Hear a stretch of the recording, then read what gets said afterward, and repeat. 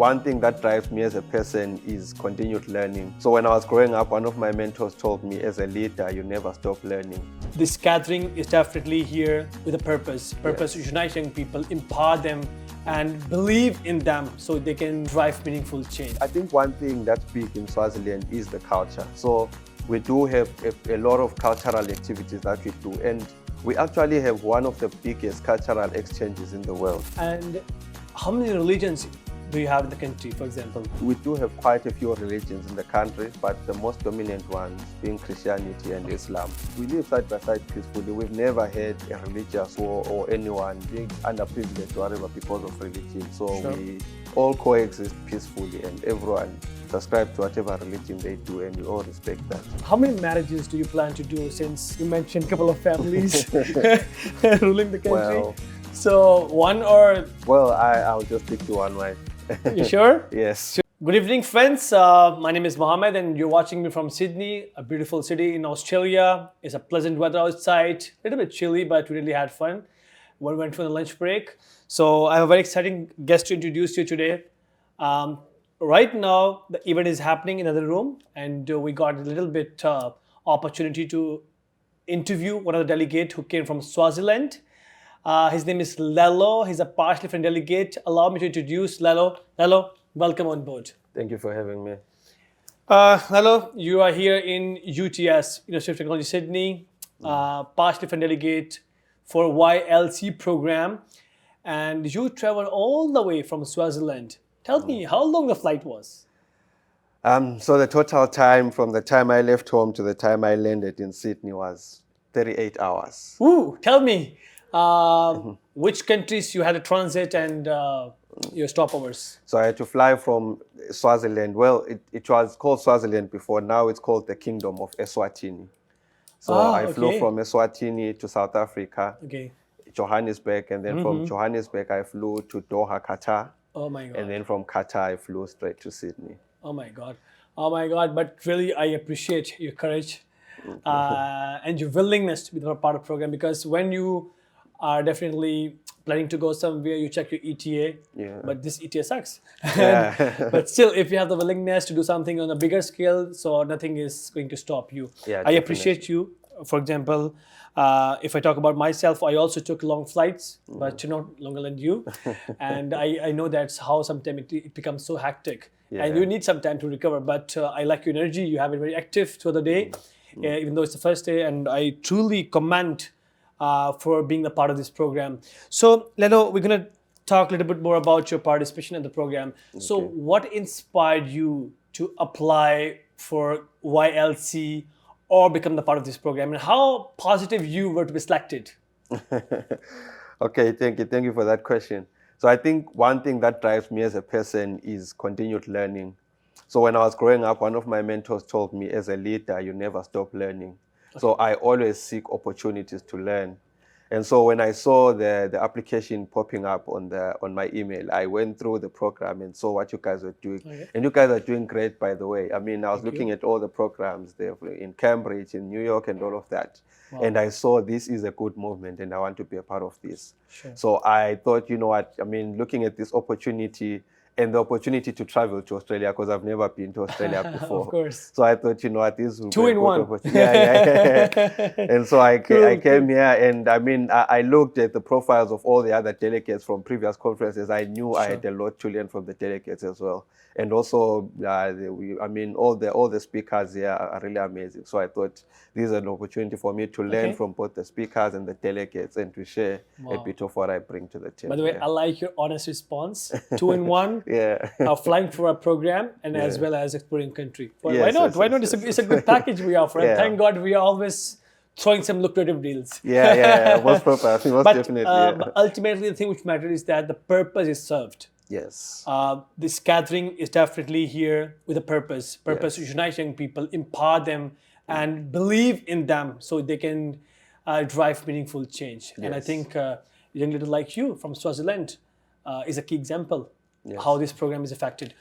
Okay, so let's talk about a little bit about the multicultural environment here today. For example, if I mention the stats, we have 75 participants, over 40 nationalities. How many friends you have made other than your countries? You would be shocked. I'm usually a closed person. I don't talk to people, but as of today, I've spoken to more than 30 people, Wow. and we've exchanged contact with more than probably 15 people, with Okay. emails and everything. I've spoken with people from over 20 countries, Sure. and it's been amazing. It's really So, amazing. Lello, how does it feel when you interact with a person who is from a different country, sharing different perspective, their learning practices, whether it's educational or professional endeavors? How does it feel? For example, do you feel that okay, I should be collaborating with that person, for example, to expand the impact or get yourself to some place, or you feel like okay, he's more privileged, I'm less privileged? How does it feel like? I want to know the real feelings, for example, because I think you're a very honest person I have Yeah. met so far. Yeah, for some reason, it feels so real. One thing about talking to people from different backgrounds is you discover that in as much as we're different, we're all the same. For sure. I mean, you talk to people from developed countries and even developing countries, and you hear what they're doing, the scale of the work that they're doing. It really inspires you, but at the same time, it makes you really appreciate the work that you are doing also in your community, because in as much as they are implementing whatever they're implementing in different dimensions, at the end of the day the impact is the same.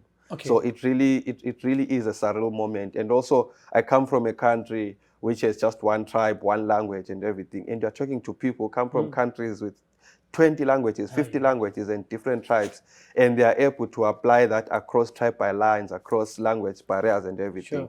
And it makes you realize that you actually do have an opportunity, because you come from a background that has no diversity at all. So you are able to reach every person in every corner. So Sure. it actually makes me see that I've been playing. I haven't really been putting Sure. in much work, and it really inspires me to want to go back home Sure. and do the most, scale up, and just Sure. action So the don't you feel solutions. like you have not got outreach to a different country when you meet a new person? Because let's say if I become your friend on socials, let's say we add each other, Yeah. and I tag you on a certain post, then I have access to Swaziland. Yes. Your friend's gonna see my profile. Okay, Mohammed is a character somewhere, and trying to do something nice or bad, for example. But ultimately, it's an influence which I create through the connection. So what do you see like about these connections? Yeah, most definitely. I mean, this is like I'm saying, in just, well, it's been half a day, but I've grown my network so much, and it's Sure. amazing how usually when you come from a small country, you usually grow your network within that country, and you all think the same way. But now I've managed to grow my network with people from diverse backgrounds, different countries. So that's really empowering, because Sure. now I know I have a connection in India, I have a connection in Singapore, I have a connection here in Australia. So whatever I want to do now, I have so many people and so many backgrounds to reach out to, and I just know the scale of my movement is going to be massive from here going on forward. Wonderful. I like it. I like it. So, where is Swaziland on the world map? If you want people to know more about your country. So Swaziland is in southern Africa. Okay. So in the southernmost part of Africa, you've got South Africa, which is, well, the biggest country there, and Of then you've got course. Swaziland, a very small country, 1.3 million population, Really? 1.3 very million? small geographical location. Okay. It's nestled between South Africa and Mozambique down in the south. So, interesting. Just 1.3 million. Tell Yeah. me how your economy looks like, how the security and peace in the country looks like, and also about the diversity in the country in terms of different religion or culture. How many cultures or religions you have in the country, and how this harmony looks like. Yeah. So I always say my country is probably the most interesting country, Okay. because, for starters, we're a very small country, and we are the last remaining absolute monarch. So we're ruled by a king. Okay. The king is the head of the country, the head of government and everything. And we have one tribe. So we are called Swaziland, and it's a the tribe is called Swazis. That's it, just one tribe. And the most interesting fact is about more than 50% of the country comes from one family. One family? So yeah, so Okay. you've got Oh my God. the Dlamini family, which is the family, the lineage of the king. Okay. More than half of the country are Dlaminis. Okay. So that presents an interesting background, because if everyone feels like they are part of a family, and the way we deal with each other is like that. So from a security standpoint, for example, we Sure. are a very secure country, because I mean, you can't be robbing your own cousin. So, we think along those lines. Oh my God. And Okay. economically, we are really a good economy. So what the Southern African countries did, we formed what is called the Common Monetary Area. So Lesotho, South Africa, Swaziland, and Namibia are part of that Common Monetary Area. Sure. So what that does is we trade freely across the countries, even customs. We've got what is called the Southern African Customs Union, where we share customs really among. So it makes trade easier and cheaper. So that way, it really stabilizes the economy. Sure. And we are an agricultural country, so it makes it easy Okay. for us to export to all those countries and do all Okay. of that. Yeah. Very fascinating response. Two parts. One part is the most of the population is from one family. Yeah. Let's say from over 500,000 people are from the king family. Yeah. Okay. You have a 50%. How many wives he got?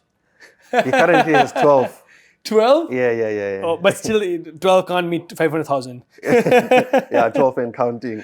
Oh, 12 are counting. Yeah. 12s which are documented. And maybe okay. Well, you never know. Let's not go into deeper because we don't want to deny the king. All right, so that's quite amazing. Lello, you talk about the family, one family having more than half of the population from one dynasty, for example, and then we talked about your economic situation in the country, for example, peace and security, economic condition of people, and how people livelihoods are impacted, for example, through the policies, and how many religions do you have in the country, for example? Okay, so we do have quite a few religions in the country, but the most dominant ones being Christianity and Islam. I think we're a predominantly Christian country, but there are other religions like Islam, and I've seen Buddhism, African traditional religion, and other. So the level of tolerance and acceptance towards each other is quite high, or you feel there are some chaos within the community sometimes because some naughty elements, some anarchic situations do create. They really wants to make sure people always should have a problem, so they cherish those moments. But how they are living side by side peacefully? Yeah, we live side by side peacefully. We've never had a religious or anyone being underprivileged or whatever because of religion. So we all coexist peacefully, and everyone subscribe to whatever religion they do, and we all respect that. Ah, nice, beautiful. I think that is very fascinating because usually when there are multiple religions, for example, in a certain country, you can always expect a little bit turbulence in a society, which is common. Which I don't think though that that is a very very bad thing. It's okay. You can have differences, which is truly natural, but it's all about how you solve your differences, whether peacefully or violently. So I appreciate your approach of having the community live side by side peacefully and having more tendency towards acceptance than negation. Okay, so how many marriages do you plan to do since you mentioned a couple of families ruling the country? Well, so one, or you have a different plan? Well, I'll just stick to one wife. You sure? Yes. So you don't want to be part of family? No. Okay. Just the one. Interesting. So tell me some of the attractions about your country. For example, some countries are very popular due to their vibes they create. Let's say countries in South America, they're very popular because they create great vibes. People are very lively. They dance a lot. They eat a lot. They have a beautiful culture to express. So what Swaziland is popular and should be known in the world? Okay, yeah. I think one thing that's big in Swaziland is the culture. So we do have a lot of cultural activities that we do, and we actually have one of the biggest cultural exchanges in the world. Okay. It's called the Umhlanga Reed Dance. So it's an event where young girls come and celebrate their youth, their energy, and all of that. And we usually have a lot of visitors coming in from all around the world to come and see that. And then we've got a very interesting festival that we have. We call it the Makanu Festival. So Makanu Festival. So Makanu is basically the amarula fruit.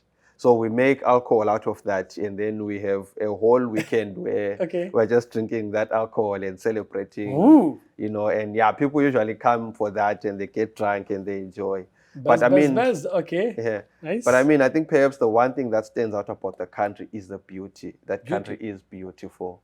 We have a lot of natural wonders, nice plains, natural waterfalls, big mountainous places, nice hiking places, the wildlife. We have the Big Five, Sure. and everything is just always evergreen. So it's a really lovely country. Okay, perfect. So let's say if I want to visit your country, how I will be treated there?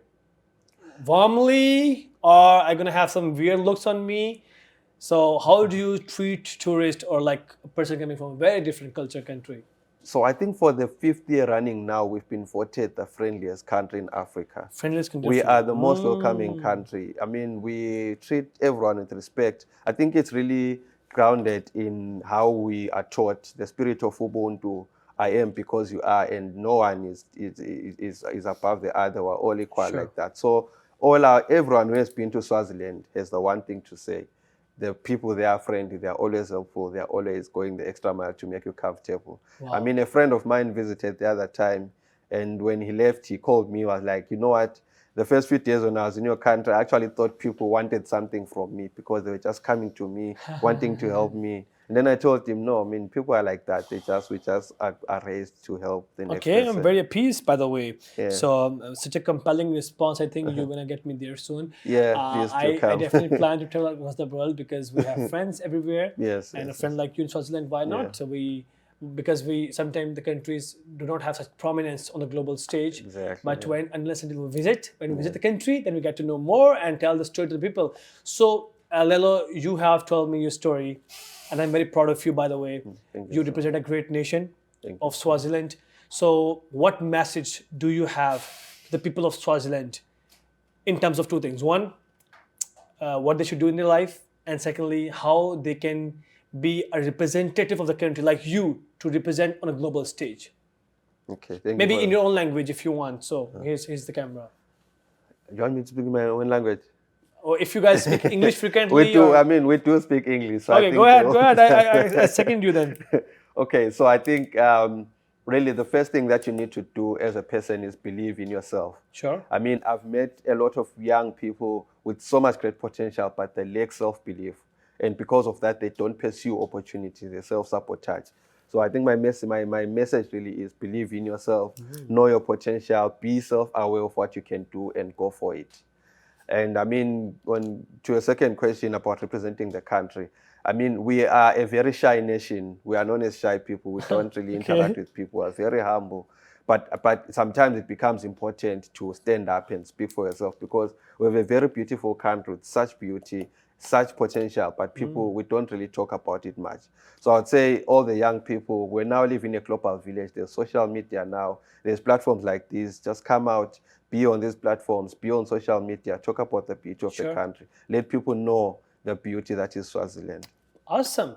Awesome. Look, Yes. The government of Swaziland, this guy is a true ambassador of the country. The way he has projected the truth of the society, it is truly immense and commendable.